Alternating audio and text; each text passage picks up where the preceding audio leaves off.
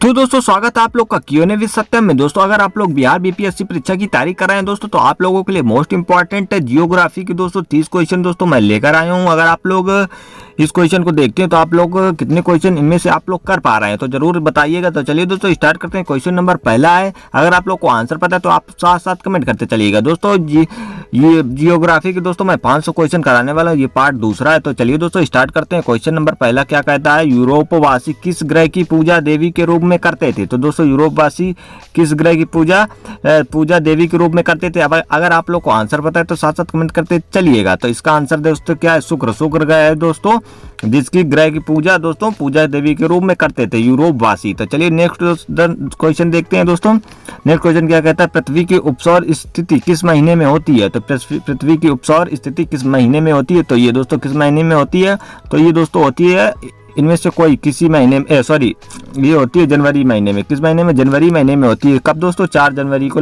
Something में 4 जनवरी को होती है। चलिए नेक्स्ट क्वेश्चन देखते हैं। पृथ्वी की सबसे ऊपरी परत के लिए सर्वप्रथम सियाल शब्द का प्रयोग किसने किया था। पृथ्वी की सबसे ऊपरी परत सियाल शब्द का सर्वप्रथम किसने प्रयोग किया था, ये तो किया था स्वेस ने। किसने, तो स्वेस ने प्रयोग किया था। नेक्स्ट क्वेश्चन देखते हैं।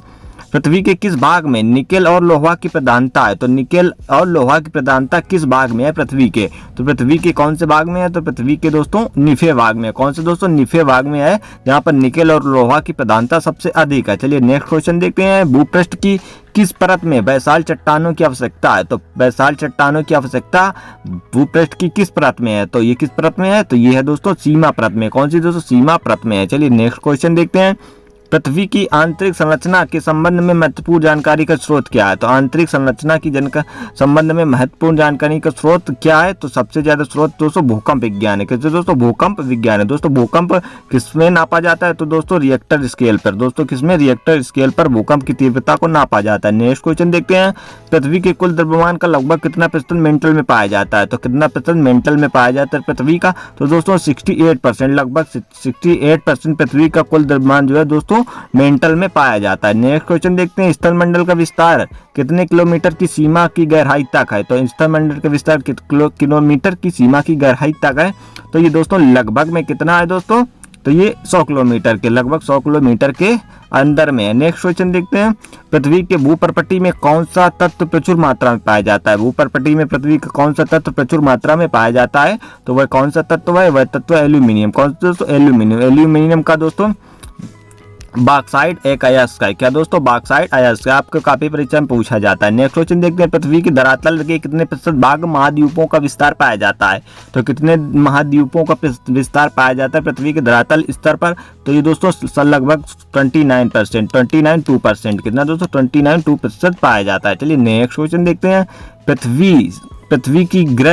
पृथ्वी ग्रह की संरचना में टावर के नीचे क्रोड निम्नलिखित में से किस एक से बना है। तो किस एक से बना है, तो दोस्तों ये किस एक से बना है, ये बना है लौह से। किस दोस्तों, लोहा से बना है। चलिए नेक्स्ट क्वेश्चन देखते हैं।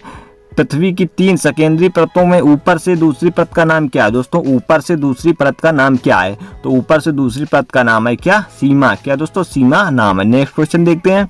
नेक्स्ट क्वेश्चन क्या कहता है, कुल अक्षांशों की संख्या कितनी है। कुल अक्षांशों की संख्या की बात करें तो कितनी है, 180। कितनी दोस्तों, 180 अक्षांश है। कितने, 180 अक्षांश। दोस्तों आप लोग को कोई भी आंसर का क्वेश्चन का आंसर गलत लगे तो उसको आप कमेंट करके बता सकते हैं। नेक्स्ट क्वेश्चन देखते हैं। देशांतरों की संख्या कितनी है। तो दोस्तों देशांतर की संख्या की बात करें तो कितनी दोस्तों, 360 है। अक्षांश कितने, 180 है। चलिए नेक्स्ट क्वेश्चन देखते हैं। निम्नलिखित नगरों में से कौन सा एक भूमध्य रेखा के सर्वाधिक निकट है। तो इनमें से कौन सा एक जो है भूमध्य रेखा के सर्वाधिक निकट है, तो ये कौन सा दोस्तों, सिंगापुर है। सिंगापुर है जो सबसे ज्यादा भूमध्य रेखा के निकट है। चलिए नेक्स्ट क्वेश्चन देखते हैं। निम्नलिखित में से किस देश से होकर कर्क रेखा से नहीं गुजरती है। इनमें से किस देश से जो कर्क रेखा होकर नहीं गुजरती है, तो कौन सा देश है वो, तो दोस्तों इनमें से जायरे। दोस्तों जायरे है जो जिससे कर्क रेखा होकर नहीं गुजरती है। दोस्तों चीन और भारत से दोस्तों कर्क रेखा होकर गुजरती है। भारत से दोस्तों यहाँ पर दोस्तों भारत है अपना, तो यहाँ पर दोस्तों कर्क रेखा होकर गुजरती है। नेक्स्ट क्वेश्चन देखते हैं। अंतर्राष्ट्रीय दिनांक रेखा कहाँ से होकर गुजरती है।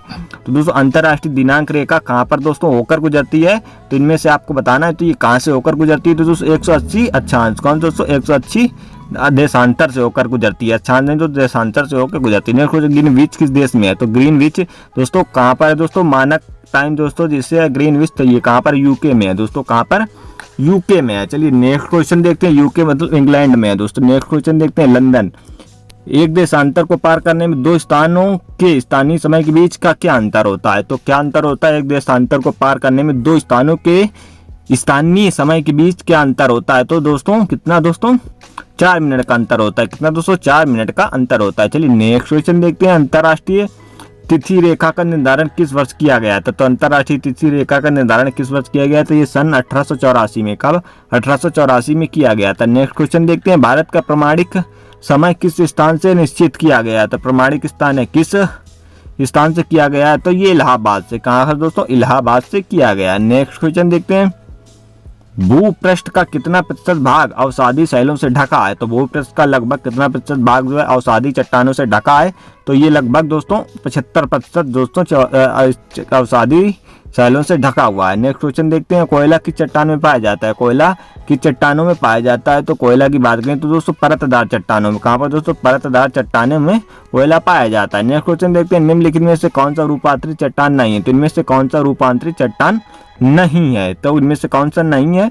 तो ये दोस्तों ग्रेनाइट चट्टान है जो इनमें से नहीं है। कौन सा? ग्रेनाइट चट्टान इनमें से नहीं है। चलिए नेक्स्ट क्वेश्चन देखते हैं। निम्नलिखित में से कौन कायांतरित शैल है? तो इनमें से कौन सा एक कायांतरित शैल है? तो इनमें से दोस्तों संगमरमर है जो एक कायांतरित शैल है। कौन दोस्तों? संगमरमर है जो कायांतरित शैल है। नेक्स्ट क्वेश्चन देखते हैं। नेक्स्ट क्वेश्चन क्या कहता है? विश्व का सबसे ऊंचा पर्वत शिखर कहाँ स्थित है? तो विश्व का सबसे ऊंचा पर्वत शिखर की बात करें तो ये कहाँ पर स्थित है? तो ये स्थित है नेपाल में। कहाँ पर? नेपाल में स्थित है विश्व का सबसे ऊंचा पर्वत शिखर दोस्तों माउंट एवरेस्ट। कौन दोस्तों? माउंट एवरेस्ट है जो सबसे ऊंचा पर्वत शिखर। इसकी ऊंचाई दोस्तों 8848 से दोस्तों 8848 मीटर से 52 मीटर तक है दोस्तों इसकी ऊंचाई। चलिए नेक्स्ट क्वेश्चन देखते हैं। 57 क्वेश्चन नंबर। कौन सी पर्वत श्रृंखला विश्व में सबसे बड़ी है? तो इनमें से सबसे पर्वत श्रृंखला जो है कौन सी सबसे बड़ी है? तो एंडीज पर्वत श्रृंखला जो है सबसे बड़ी है। कौन सी दोस्तों? एंडीज पर्वत श्रृंखला सबसे बड़ी है। ये कहाँ पर है दोस्तों? ये आप लोग को कमेंट करके बताना है। संसार का सर्वाधिक सक्रिय ज्वालामुखी कौन सा है? सर्वाधिक सक्रिय ज्वालामुखी की बात करें तो कौन सा दोस्तों है? तो क्लाउ है। कौन सा दोस्तों? क्लाउ है दोस्तों सबसे सर्वाधिक सक्रिय ज्वालामुखी है। नेक्स्ट क्वेश्चन देखते हैं। कोटोपैक्सी कहाँ पर स्थित है? तो कोटोपैक्सी कहाँ पर स्थित है दोस्तों? ये इक्वाडोर में है। कहाँ पर दोस्तों? इक्वाडोर में कोटोपैक्सी स्थित है। नेक्स्ट क्वेश्चन देखते हैं। वायुमंडल में नाइट्रोजन की प्रतिशतता है? तो वायुमंडल में नाइट्रोजन कितने प्रतिशत है? दोस्तों वायुमंडल में नाइट्रोजन 78% है। कितने दोस्तों? 78% नाइट्रोजन है और 21% ऑक्सीजन पाई जाती है। बाकी दोस्तों 0.3 में दोस्तों कार्बन डाइऑक्साइड पाई जाती है। दोस्तों ये आज के 30 क्वेश्चन समाप्त होते हैं। तो आप लोग को 30 क्वेश्चन में कितने क्वेश्चन आप लोग सही कर पाए तो जरूर कमेंट करके बताएं। अगर वीडियो पसंद आए तो वीडियो को लाइक करें, चैनल को सब्सक्राइब कर लें। आप दोस्तों तैयारी कर रहे हैं तो हिस्ट्री के भी दोस्तों क्वेश्चन हो रहे हैं, ज्योग्राफी के दोस्तों आ रहे हैं और दोस्तों जल्दी साइंस के दोस्तों मैं क्वेश्चन लेकर आऊँगा। तो दोस्तों वीडियो में बने रहें और चैनल को सब्सक्राइब कर लें। मिलते हैं नेक्स्ट वीडियो में। जय हिंद, वंदे मातरम।